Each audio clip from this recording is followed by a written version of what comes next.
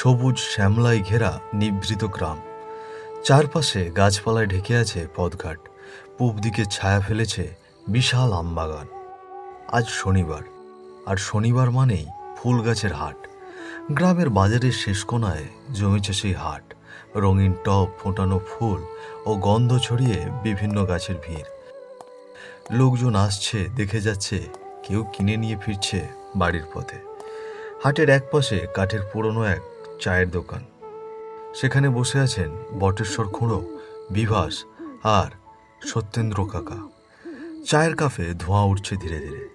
দোকানে দাঁড়িয়ে চা বানাচ্ছে বলরাম। বটেশ্বর খুঁড়োর বয়স 70-এর উপরে, মুখ ভার, চোখে ক্লান্ত এক সময়ের ছায়া। তার এমন ভার মুখখানা দেখে বিভাস আর চুপ থাকতে পারল না। সে বলে উঠল, ও খুঁড়ো, এত মন ভার করে আছো কেন গো? চলো দেখি একবার মেলার দিকে যাই। না বাপু, আর মেলা? কত পরিশ্রম করে গড়ে তোলা আমার একমাত্র আম বাগান, সেখান থেকে যা আসে তাই দিয়েই আমার দিনকাল চলে।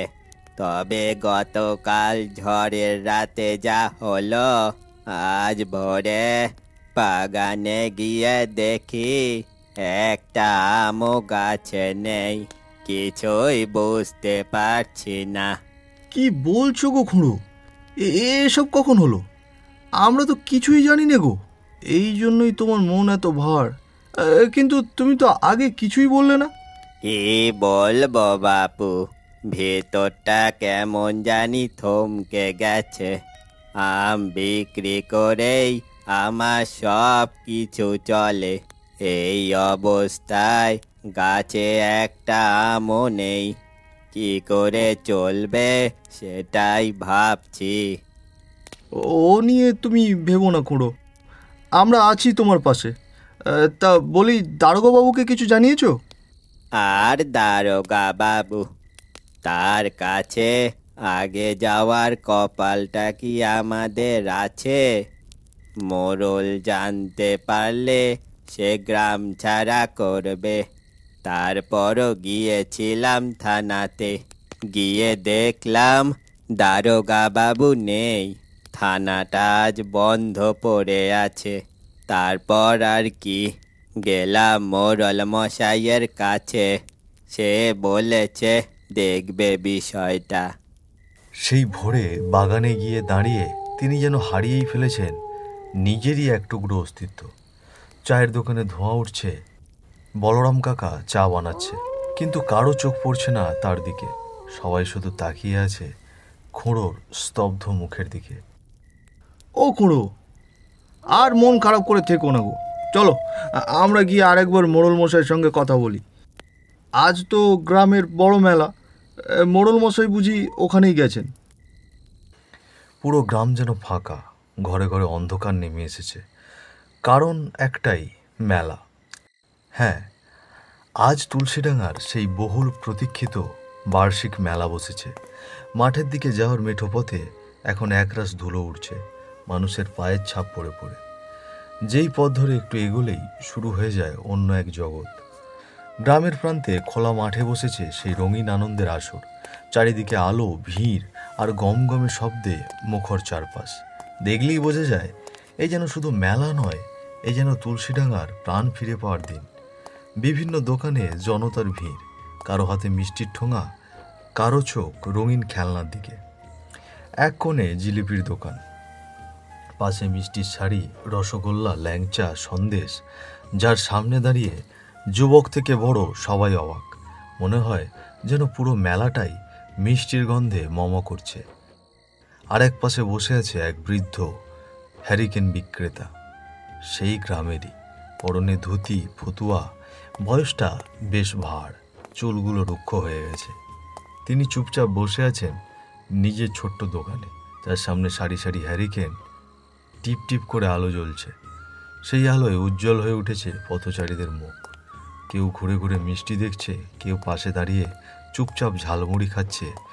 মশলা মাখানো গন্ধ বাতাসে মিশে গেছে। ঠিক তখনই বলরাম কাকা, বিভাস, বটেশ্বর খুঁড়ো, সত্যেন্দ্র কাকা সবাই মিলে মেলাতে চলে এসেছে। তারা এদিক ওদিক তাকাচ্ছে। ও খুঁড়ো, তা মোড়ল মশাইকে তো কোথাও দেখছি না গো। পুরো গ্রাম এখানে, কিন্তু সে কেন এখনো এলো না? তার তো এখানেই থাকার কথা। আচ্ছা বেশ, চল তবে সবাই। চুপচাপ হেঁটে চলল তারা। বটেশ্বর খুঁড়ো, বিভা, সত্যেন্দ্র কাকা আর বলরাম। মেলার ভিড় এড়িয়ে একটু ফাঁক দিয়েই তারা এগিয়ে গেল। গন্তব্য গ্রামেরই এক পরিচিত স্বাদ, অনিমেষ দাদার জিলিপির দোকান। দোকানটা মেলার মাঝে হলেও যেন একটু আলাদা। একপাশে কাঠের পুরনো বেঞ্চ, সেখানে গিয়ে তারা একে একে বসে পড়ল। একটু নিঃশ্বাস ফেলতে যেন জায়গাটা ঠিক উপযুক্ত। ভেতরে গরম তেলের কড়াইয়ের পাশে দাঁড়িয়ে আছেন অনিমেষ দাদা। বয়স আনুমানিক 50-55। একাগ্রভাবে জিলিপি ভাজছেন, চোখে মুখে ধ্যানের মতো শান্তি। হাত চলছে নিজের ছন্দে। তেলে ঝাঁপিয়ে পড়ছে গোল হয়ে পাকানো কাঁচা জিলিপি, আর মুহূর্তেই হয়ে উঠছে সোনালি টসটসে মিষ্টির গন্ধে ভরা। দোকানের একপাশে দেখা গেল এক তরুণ কর্মচারীকে। বয়স বড় জোর 22-23। সে ব্যস্তভাবে কিছু কিনতে আসা লোকজনকে ঠোঙায় তৈরি করে দিচ্ছে গরম গরম জিলিপি। কি গো অনিমেষ দা, মেলায় তো বেশ ভালোই বেচা কেনা হচ্ছে দেখছি। অনিমেষ দা মাথা নেড়ে হেসে উঠলেন, চোখে মুখে আত্মতৃপ্তির আভা। এই তো দাদা, হচ্ছে আর কি। তা বলো, গরম গরম জিলাপি দেবো তোমাদের? হ্যাঁ দাও গো কাকা, ছানার জিলিপিগুলোই দিও গো। হ্যাঁ হ্যাঁ, ঠিক আছে। তারপর তরুণ কর্মচারীটি এক এক করে সবার সামনে নিয়ে এলেন গরম গরম সোনালি জিলিপি। তাদের মুখে তখন মেলা ভরা হাসি, আর বাতাসে মিশে থাকা মিষ্টির সুগন্ধ যেন মনকেও মিষ্টি করে দিল। অনেক মুহূর্ত পরে বটেশ্বর খুঁড়োর মুখেও একটু হাসির ছাপ দেখা গেল। কিন্তু সেই শান্তির মাঝেই হঠাৎই কোথাও যেন এক পাগল দাঁড়ালো দোকানের সামনে। চেহারায় অস্থিরতা, চুল এলোমেলো, চোখে অদ্ভুত উত্তেজনা। সে আচমকা হাঁপাতে হাঁপাতে সামনে এসে দাঁড়ালো। কখনো হেসে উঠছে, আবার কখনো কখনো ফুঁপিয়ে ফুঁপিয়ে কাঁদছে। চারজনের চোখে মুখে অবাক বিস্ময়। কে এই লোক? কোথা থেকে এলো? সে পাগল এদিক সেদিক তাকিয়ে হঠাৎ বলে উঠল, ওরা আসছে, গাছগুলো বলছে ওরা লুকিয়ে আছে। ওরা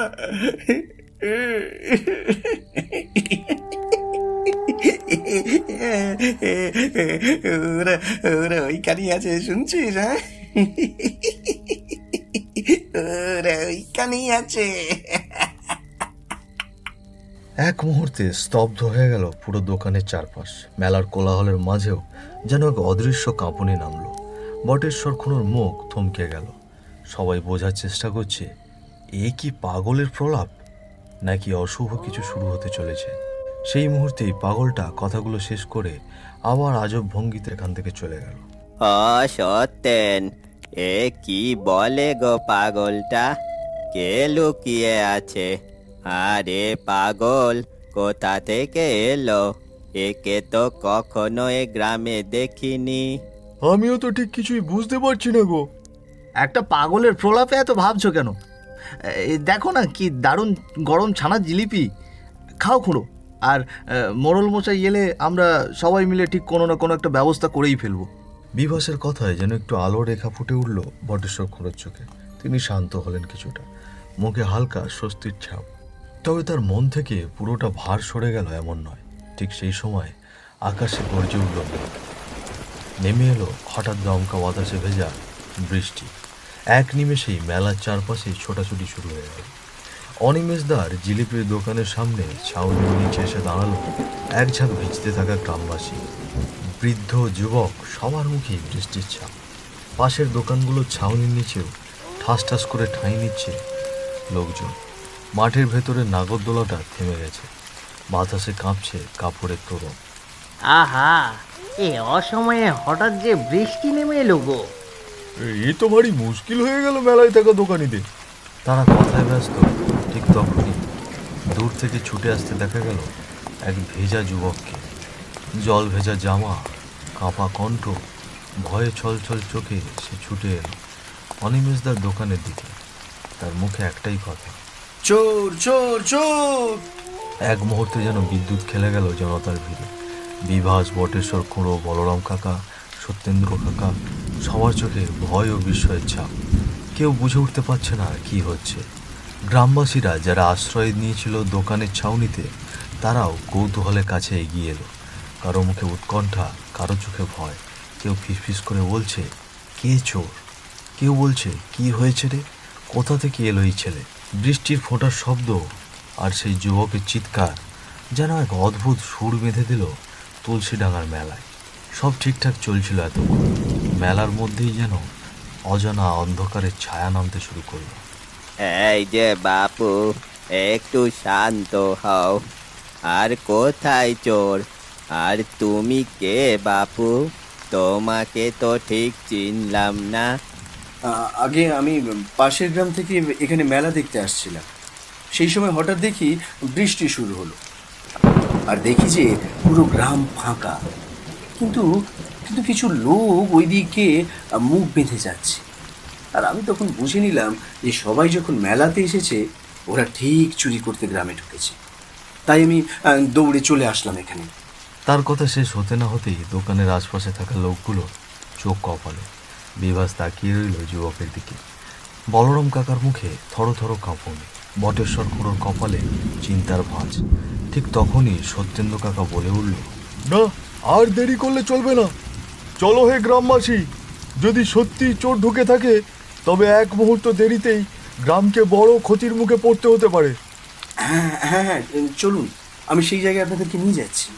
তারপর ছাউনির নিচে থেকে বেরিয়ে সত্যেন্দ্র কাকা, বটেশ্বর খুঁড়ো, বলরাম কাকা, বিভাস আরও কয়েকজন গ্রামবাসী ভিজতে ভিজতে হাঁটা ধরলেন রাস্তার দিকে।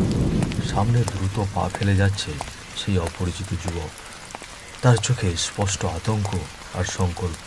সে জানে কোথাও কিছু একটা ঘটেছে, আর তার পেছনে গম্ভীর মুখে অনুসরণ করছে গ্রামের মানুষেরা।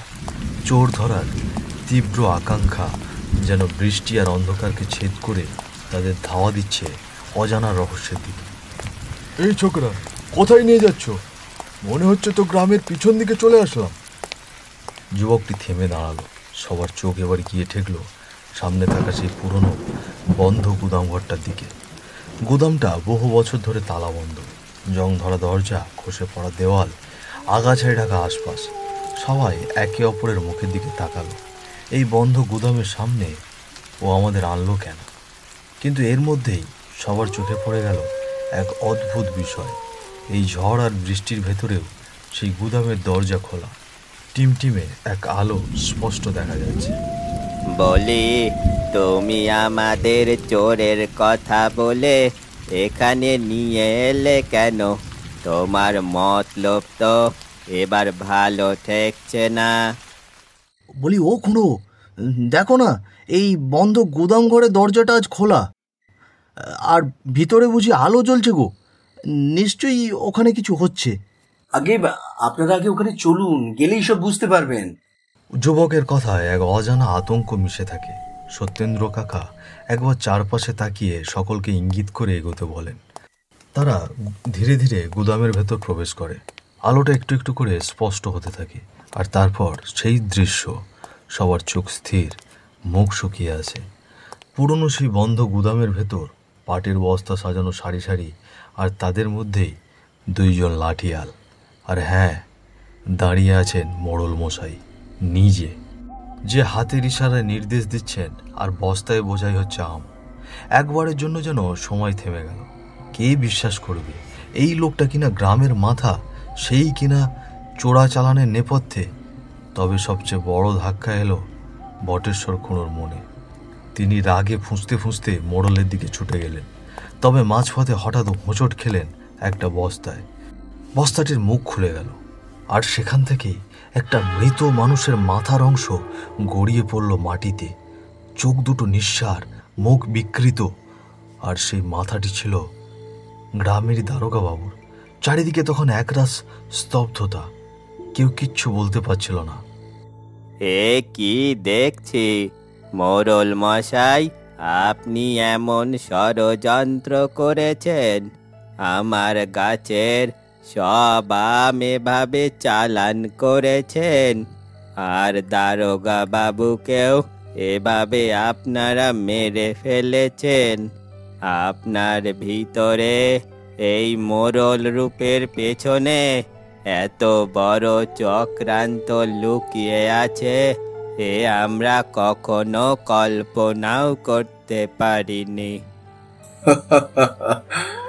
বেশি বকিস নে বুড়ো, আমি এ গ্রামের মোড়ল। তোরা আমার কথাই চলবে, যা দেখেছিস সব ভুলে যা, বুঝলি তো? এটাই তোদের জন্য ভালো। ঠিক সেই মুহূর্তে চারপাশে বাতাস ভারী হয়ে এলো, আর একটা অদ্ভুত বিকৃত ভয়ঙ্কর হাসির শব্দ ধীরে ধীরে বাতাসে ছড়িয়ে পড়ল। সেই আওয়াজ কোথা থেকে আসছে কেউ বুঝতে পারছিল না। মনে হচ্ছিল পুরো গুদাম ঘরটাই যেন কুৎসিত হাসিতে কেঁপে উঠছে। জোরালো বাতাস, দপদপ করে আলো, আর দাঁড়িয়ে থাকা মানুষগুলো থমকে গেছে এক জায়গায়। কে কে আসছে? সামনে আয় বলছি, নয়তো ফল ভালো হবে না। আর ঠিক তখনই সবচেয়ে অপ্রত্যাশিত ঘটনাটি ঘটল। যে যুবকটি এতক্ষণ তাদের পথ দেখিয়ে এনেছিল, তার মুখ বিকৃত হয়ে উঠল এক ভৌতিক অবয়বে। তার চোখ জ্বলছে লাল আলোয়, গলায় রক্তমাখা দাগ, চুল এলোমেলো, আর গলা দিয়ে বেরোচ্ছে কষ্টে টানা হাঁপ ধরা শ্বাস। সবচেয়ে অবাক করা ব্যাপার, তার পরনে ছিল দারোগার পোশাক। হ্যাঁ, যার মৃত মাথার অংশ তাদেরই সামনে পড়ে আছে।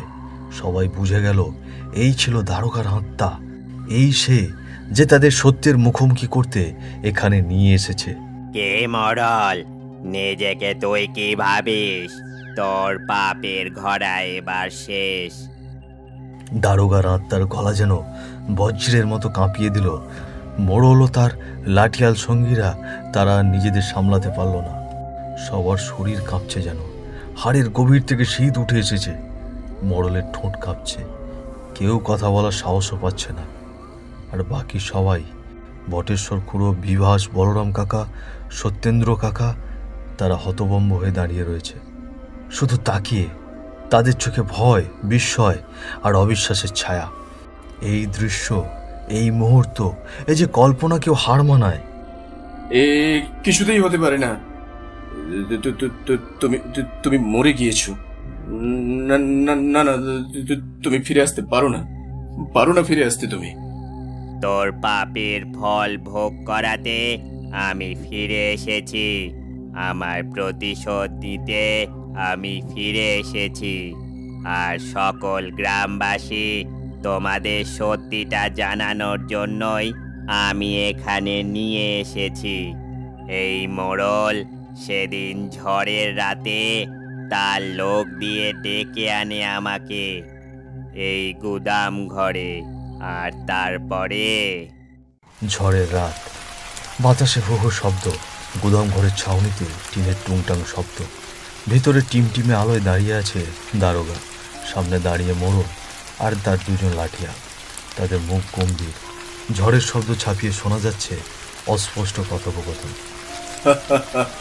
দারোগা বাবু, আমি চাই তুমিও আমাদের এই কাজে সংযুক্ত হও, তবে আমাদের দল আরো ভারী হবে। আপনার কথা ঠিক বুঝলাম না মোড়ল মশাই। বলছি বলছি সব বলছি। আরে মশাই, আমাদের পণ্য শুধু আম না, আরো অনেক কিছুই আছে। এ কি বলছেন আপনি?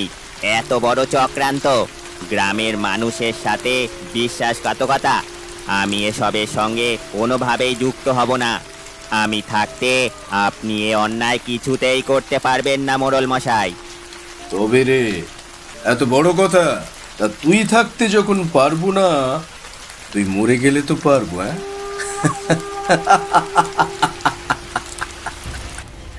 তখনই হঠাৎ ঝড়ের শব্দের চেয়ে তীব্র এক আওয়াজ। চোখের পলক ফেলতে না ফেলতেই মোড়লের হাতের নিচ থেকে বেরিয়ে এলো এক ধাতব ছুরি। এক চোটে সে ছুরি গিয়ে বিঁধল দারোগার ঘাড়ে। এক মুহূর্তে সব নিঃশব্দ। দারোগার আত্মার মুখে শোনা গেল মোড়লের পাপের কাহিনী। আর সেই সত্য শুনে যেন সবাই জমে গেল এক জায়গায়। দারোগা বাবু, এবার আপনি ওদের উচিত শিক্ষা দিন। আর দয়া করে এই গ্রামটাকে এদের হাত থেকে বাঁচান। সেই ডাকে যেন আগুন জ্বলে উঠল দারোগার আত্মার চোখে। হঠাৎ সে এক ঝাপটে ঝাঁপিয়ে পড়ল মোড়লের দিকে, আর তার হাত থেকে বেরিয়ে আসলো একটা কালো ছুরি। সেই ছুরি সোজা মোড়লের বুকে ঢুকে গেল। আর তারপর দারোগার আত্মা ফিরে তাকালো তার দুই লাঠিয়ালের দিকে। তাদের চোখেও কাঁপুনি, পায়ে লেগে গেছে অসাড়তা, কিন্তু রক্ষা পায়নি কেউ। একে একে সে ছুরি চালালো তাদের বুকেও। এক এক করে প্রতিশোধ সম্পূর্ণ হলো। দারোগার আত্মা তার পাপীদের শাস্তি দিল এবং গ্রাম ফিরে পেল ন্যায় বিচার। এই কথা বলেই দারোগার আত্মা ধীরে ধীরে মিলিয়ে গেল অদৃশ্যের অতলে।